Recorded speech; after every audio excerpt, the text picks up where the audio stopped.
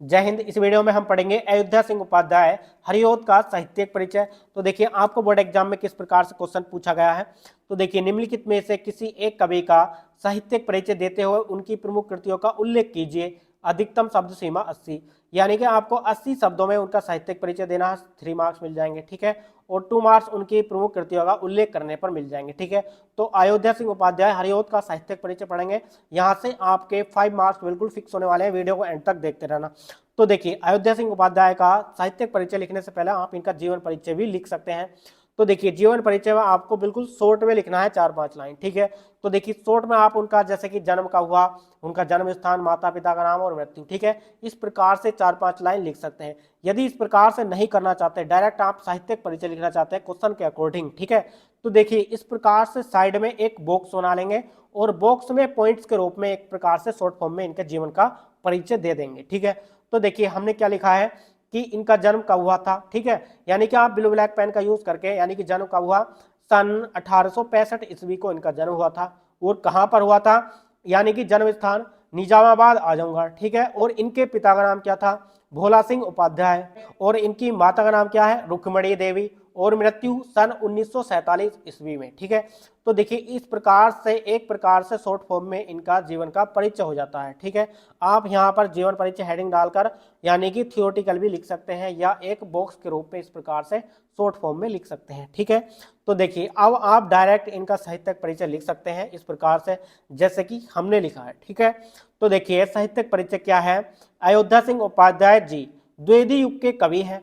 यानी कि देखिए द्विवेदी युग जो होता है ना, वो सन 1900 से 1920 तक का होता है, ठीक है। यानी कि जो अयोध्या सिंह उपाध्याय है ना, ये जो है द्विवेदी युग के कवि हैं। इनकी रचनाओं में खड़ी बोली और ब्रज भाषा को स्थान मिला है। यदि आप इनकी रचनाओं को देखेंगे तो इनकी रचनाओं में जो है खड़ी बोली और ब्रज भाषा देखने को मिलेगी, ठीक है। तो आप इस प्रकार से लिख सकते हैं कि इनकी रचनाओं में खड़ी बोली और ब्रज भाषा को स्थान मिला है। इनका हिंदी काव्य में बहुत बड़ा योगदान है, यानी कि इनका जो है हिंदी काव्य में बहुत बड़ा योगदान रहा है, ठीक है। इनके काव्य में रस, छंद व अलंकार का चमत्कारिक प्रयोग भी दिखाई देता है, ठीक है, यानी कि दिखता है। यानी कि जो इनका काव्य है ना, इनके काव्य में जो है पूरी तरीके से रस, छंद, अलंकार का चमत्कारिक प्रयोग भी दिखाई देगा, ठीक है। यानी कि ये आधुनिक काल के कवि हैं। और युग की बात करी जाए तो ये जो है द्विवेदी युग के कवि हैं। और काल की बात की जाए तो ये आधुनिक काल के कवि हैं। इन्हें इनकी रचना प्रिय प्रवास के लिए मंगला प्रसाद पारितोषिक से सम्मानित किया गया है। यानी कि इनको जो है, जो इनका प्रिय प्रवास है ना, प्रिय प्रवास के लिए जो है इनको मंगला प्रसाद पारितोषिक, मतलब जो कोई चीज सम्मान के रूप में दी जाती है, ठीक है। यानी कि मंगला प्रसाद पारितोषिक से सम्मानित किया गया है। इन्हें अपने साहित्य में भाव पक्ष और कला पक्ष को नवीन आयाम दिया है। यानी कि इन्होंने जो है अपने साहित्य में भाव पक्ष, यानी कि जिसमें भाव, विचार और कल्पनाएं होती हैं, और कला पक्ष यानी कि जिसमें भाषा आदि में इनकी जो है रस, छंद, अलंकार देखने को मिलते हैं, ठीक है। यानी कि भाव पक्ष और कला पक्ष को नवीन आयाम दिया है। यानी कि इन्होंने जो है साहित्य में भाव पक्ष और कला पक्ष को नवीन आयाम दिया है।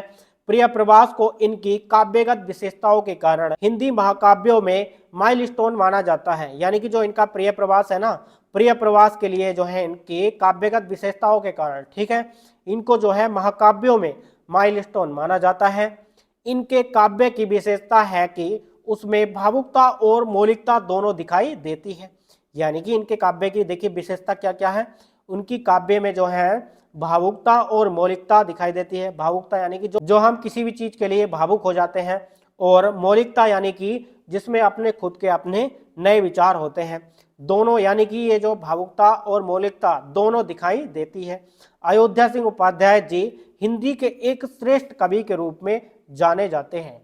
यानी कि जो अयोध्या सिंह उपाध्याय जी है ना, ये जो है हिंदी के सबसे श्रेष्ठ कवि के रूप में जाने जाते हैं। तो देखिए आपको केवल 3 मार्क्स मिलेंगे यहाँ तक लिखने पर, ठीक है।